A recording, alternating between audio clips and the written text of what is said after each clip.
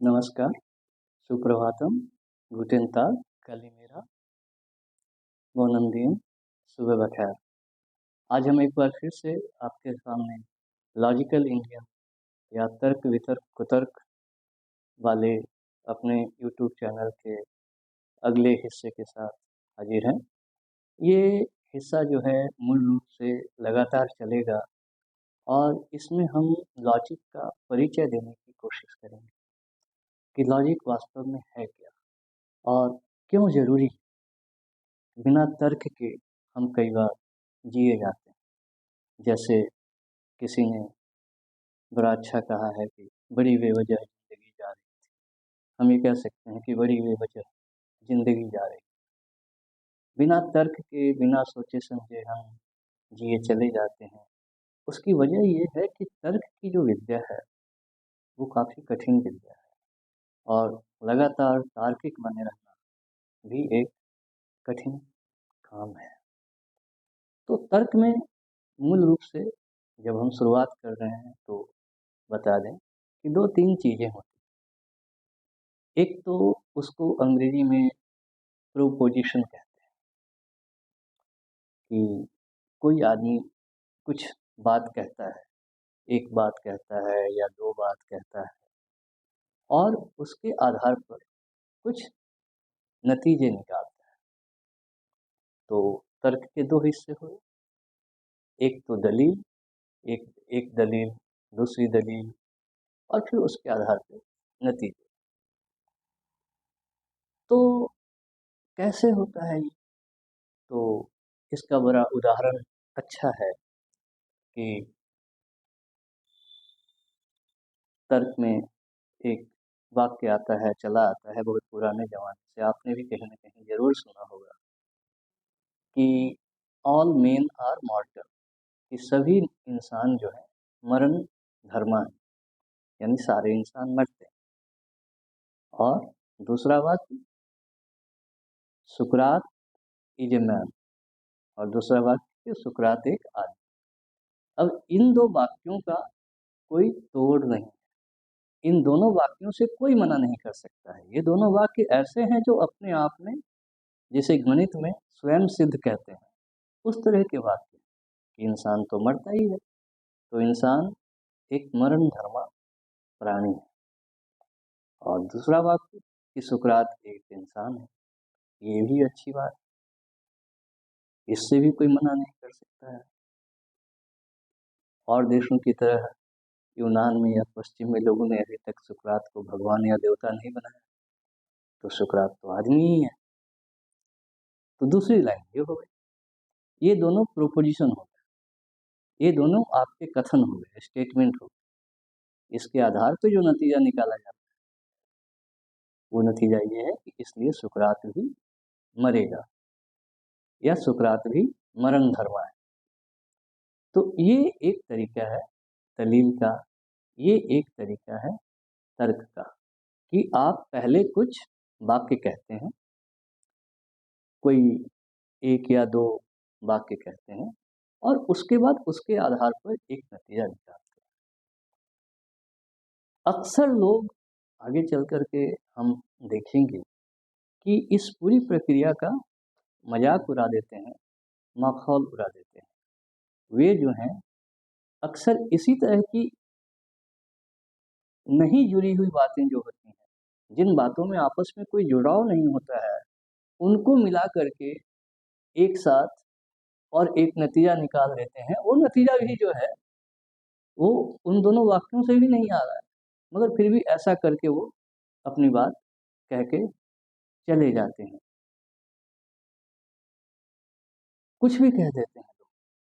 तो उससे बचने के लिए हमें इस तर्क विद्या को सीखना होगा। तो अब हम इसमें आगे चलते हैं। जैसे उदाहरण के लिए कोई कार बनाने वाली कंपनी उसको अपना विज्ञापन देता है। अब वो ऐसे ही कहेगी कि आप हमारी कार खरीद लो, हमारी कार बहुत अच्छी है, तो आप तो मानेंगे नहीं। आप क्यों खरीदेंगे उसकी कार उसके कहने से? तो वो उसके लिए तर्क बनाते हैं। तर्क क्या बनाते हैं? सबसे पहला तर्क तो ये बनाते हैं कि हम अपने कार के लिए वारंटी बहुत ज़्यादा देते हैं और बहुत ज़्यादा चीज़ों की देते हैं।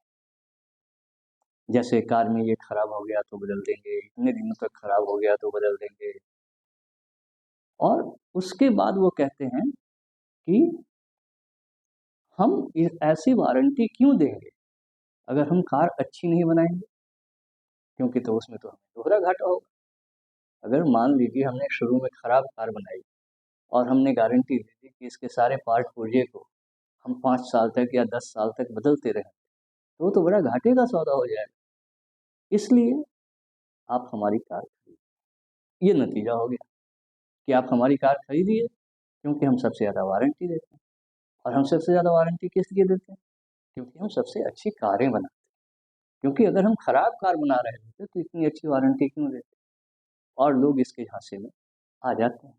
अब एक बार कार खरीद लिया आपने, अब वो दुकानदार है, उसकी दुकान बहुत दूर है, वो कंपनी बहुत दूर है, खराब है कार आपकी, खराब हो जाती है बार बार, आप बार बार उसे बदलवाने के लिए, बनवाने के लिए कितनी बार उसके पास जाएंगे?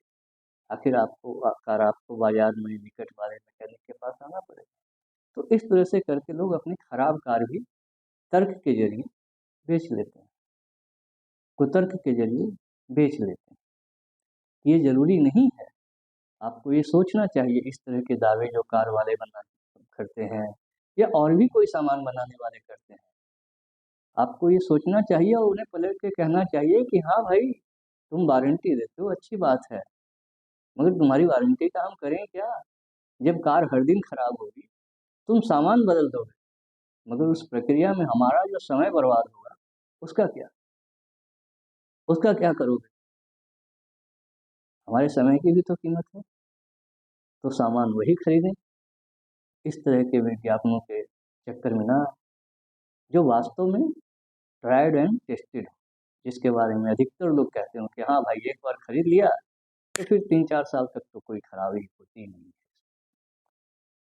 तो वैसे सामान खरीदें, इस तरह के तार्किक विज्ञापनों के चक्कर में ना आए, क्योंकि ये बेसिकली मूल रूप से कुतर्की विज्ञापन। अब चूंकि हमने उदाहरणों से ही शुरुआत की है, तो एक और उदाहरण कि सारे चूहे जानवर होते हैं और सारे जानवर मरते हैं, और माइक जो है एक चूहा है, तो इसलिए माइक भी मरेगा, या माइक भी मरण धर्म है। तो इससे ये पता चलता है कि तर्क के जरिए हम किसी चीज को समझ सकते हैं, मगर उसी तर्क के जरिए किसी को धोखा भी दे सकते हैं, कुतर्क भी कर सकते हैं। इस तरह के कुतर्क का एक बड़ा अच्छा उदाहरण जब रिचर्ड निक्सन अमेरिका के राष्ट्रपति थे उस समय आया। उनके जमाने में वाटरगेट कांड हुआ था, बहुत प्रसिद्ध कांड है। उसमें हुआ ये था कि एक पार्टी ने दूसरी पार्टी की जो एक गोपनीय मीटिंग चल रही थी, सीक्रेट मीटिंग चल रही थी चुनाव प्रचार के बारे में, उसमें जा करके कुछ अपना माइक्रोफोन वगैरह लगा दिया ताकि वो उनकी रणनीतियों के बारे में सुन सकें और उसके आधार पे अपनी रणनीति बना सकें, अपनी स्ट्रेटेजी बना सकें। मगर किसी न किसी तरह से भंडाफोड़ हो गया और उसके बाद फिर बड़ा हंगामा हुआ और फिर बहुत सारी बातें हुई जिसके बारे में विस्तार में जाने की जरूरत नहीं है। इसी का आधार लेकर के किसी अमेरिकी ने यह कह दिया कि अमेरिका का पॉलिटिकल सिस्टम कितना सड़ चुका है, इसका पता इसी से चलता है कि वहाँ वाटरगेट कांड जैसे कांड हो जाते हैं। मगर रिचर्ड निक्सन जिसके समय में ये कांड हुआ था, वो भी कम नहीं था, बहुत बड़ा कुतर्की था।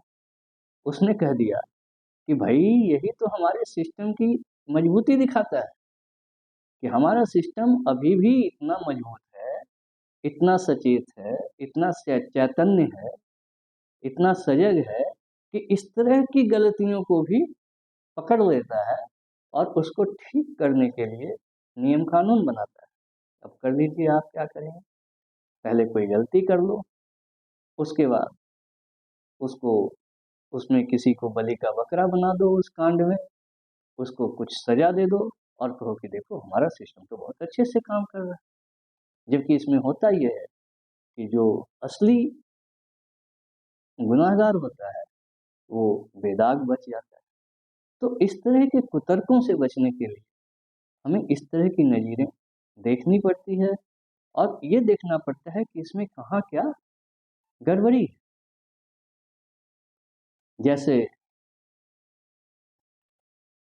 बच्चे आपस में प्यार मोहब्बत करते ही रहते हैं, तो उसी में एक बार एक लड़की ने अपने प्रेमी से कहा कि चलो तुम और हम मिल करके बैडमिंटन खेलते हैं, उसका एक मैच खेलते हैं।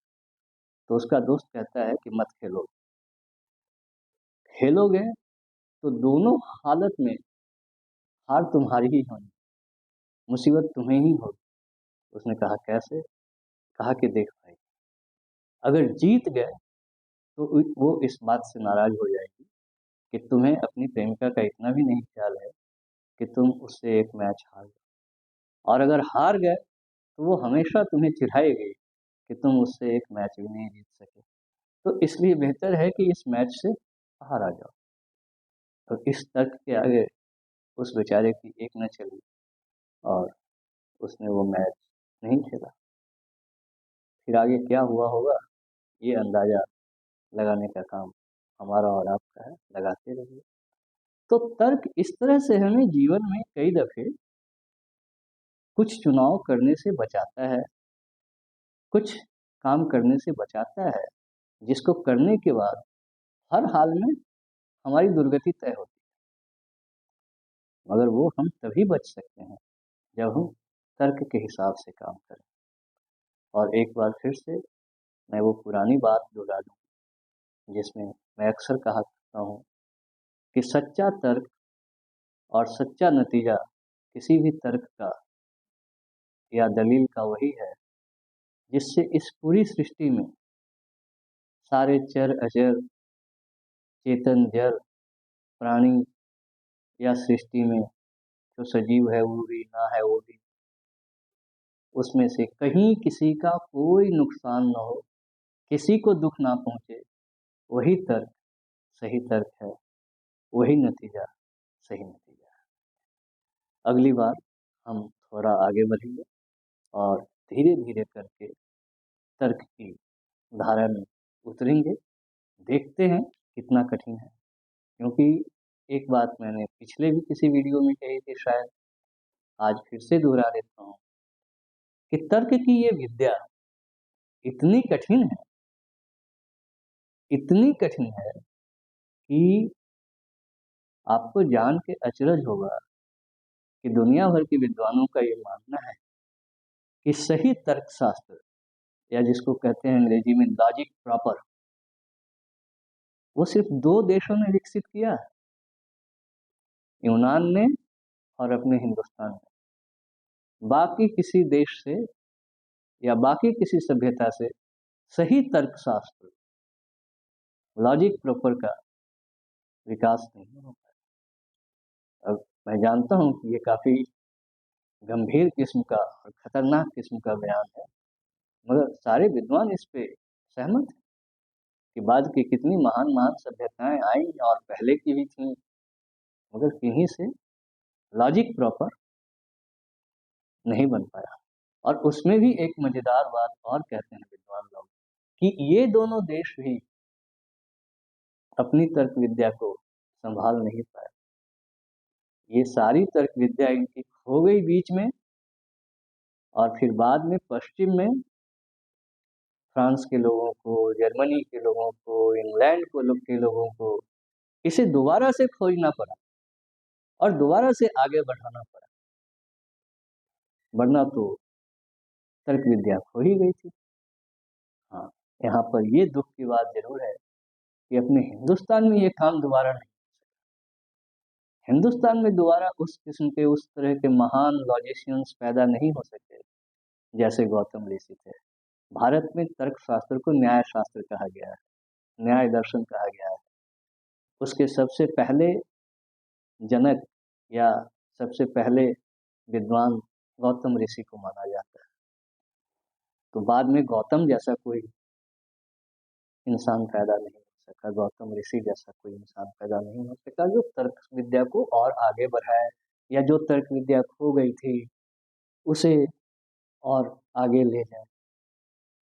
दरअसल हुआ हर जगह ये कि तर्क विद्या के होने से इंसान के जीवन की एक जो दूसरी बहुत महान चीज है या बहुत भारी चीज है उसका नुकसान होता है, और उस महान और भारी चीज का दबदबा दुनिया की हर सभ्यता में बहुत ज्यादा रहा है। आप समझ गए होंगे कि मेरा इशारा धर्म की ओर है, मजहब की ओर है। क्योंकि अगर आप तार्किक होंगे तो धर्म की बहुत सारी ऐसी बातें, बहुत सारी ऐसी बातें जो मजहबों में, उसे आप मानने से मना कर देंगे। और इसलिए कई सभ्यताओं ने तो तर्क को पैदा ही नहीं होने दिया, तर्कशास्त्र को पैदा ही नहीं होने दिया। यूनान में और अपने हिंदुस्तान में तर्कशास्त्र पैदा हुआ भी तो जल्दी ही खो गया। मगर ये तो दुनिया का सौभाग्य था कि यूनान की तर्क परंपरा को लोगों ने फिर से खोजा और उसे फिर से विकसित किया। मैं आपको बता दूं कि आज हम जो कुछ भी इलेक्ट्रॉनिक का सामान इस्तेमाल कर रहे हैं, कंप्यूटर का इस्तेमाल कर रहे हैं, उन सब के पीछे वही तर्क विद्या है, वही तर्कशास्त्र है, जिसे बहुत पहले अरस्तु ने विकसित किया था। अरस्तु ने एक बड़ी जबरदस्त बात कही थी कि हर चीज या तो सही होती है या गलत होती है, या तो सच होती है या झूठ होती है। इसको लॉ ऑफ एक्सक्लूडेड मिडिल कहा है कि बीच में कुछ नहीं होता, कोई चीज ऐसी नहीं होती है जो सही भी है और गलत भी है, जो सच भी है और झूठ भी है। और यहीं से तर्क की शुरुआत होती है। मगर हम सभी जानते हैं कि दुनिया की अधिकतर सभ्यताओं में बहुत सारे ऐसे लोग हुए जो बाद में ये कहने लगे कि सच के अनेक रूप हैं, सही के भी अनेक रूप हैं, दोनों के बीच में भी चीजें हो सकती हैं। तो अब नतीजे में तर्क को तो खत्म होना ही था। धन्यवाद।